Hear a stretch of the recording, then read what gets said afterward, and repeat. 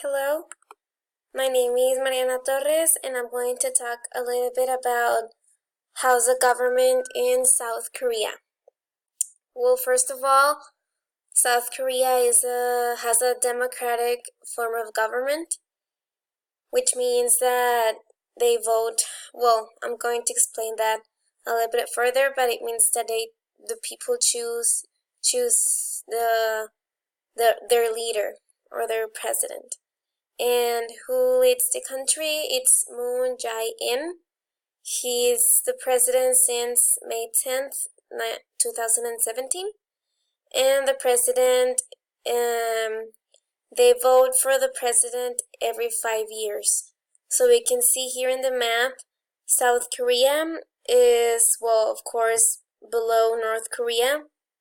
And it's close to China, Taiwan, and Japan.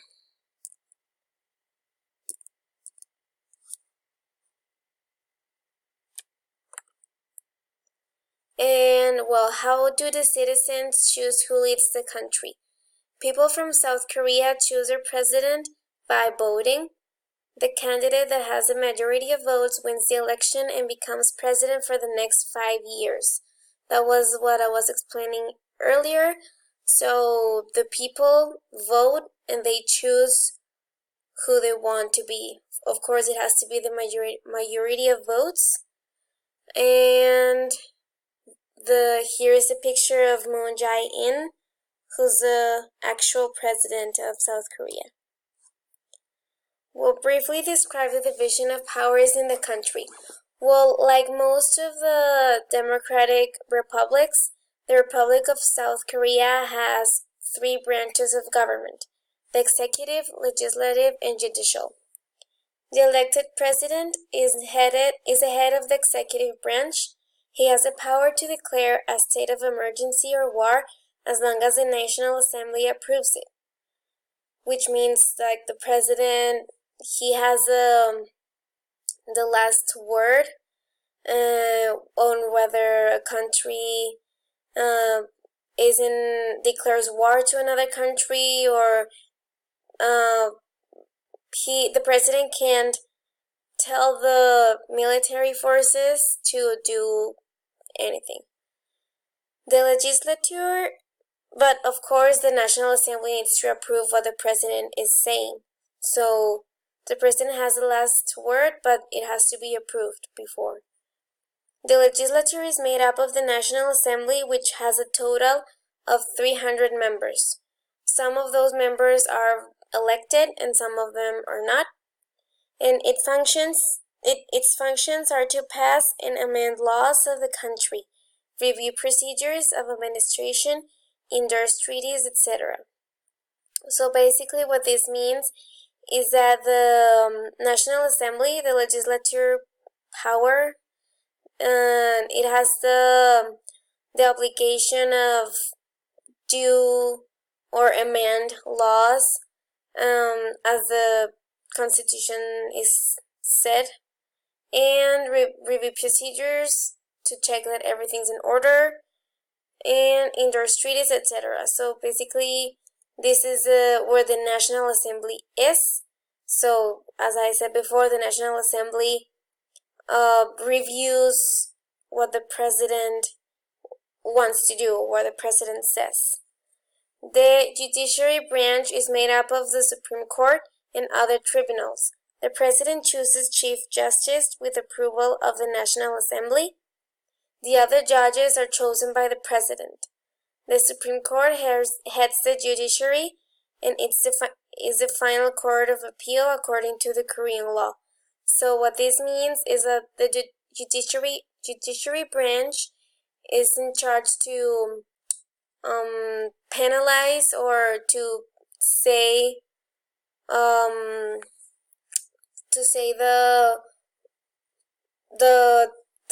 what the person needs to do, or the penalty when they do something against the law. So the judiciary is like the parents, that they penalize you when you do something wrong. Do you think this is an example of a democracy? I do think that South Korea is an example of a democracy because it meets all the requirements that a country needs to be described as democratic. The president is elected by the people and it has the three branches of government. So basically, we don't know about the corruption in South Korea or how transparent the system is, but as long as it looks, as far as it looks, it is a, well, I think it is a democratic nation.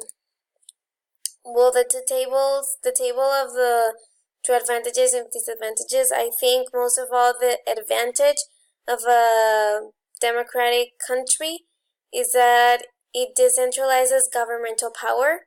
So basically the people is voting for the president, so it doesn't always have to do with the party, but so you have several parties, so it's not like just one party. You have several, so it can change of parties, and it promotes equality. What it means,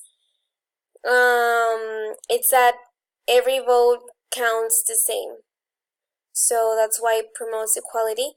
And the disadvantages, I think it focuses solely on the needs of the majority.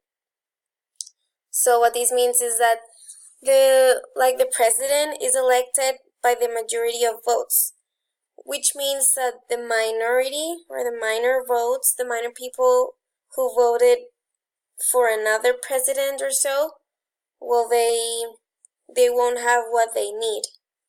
And the second disadvantage for me is it encourages discrimination.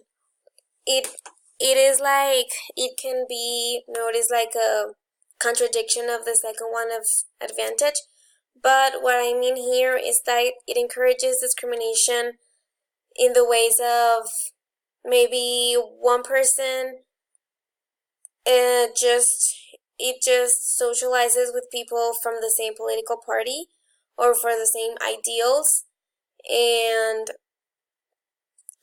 it discriminates or it makes groups and subgroups of the people in the same, like you can say, town or country or state. It makes a sort of yeah, like a socially discrimination of the political parties or ideals. These are my references where I took all the information from.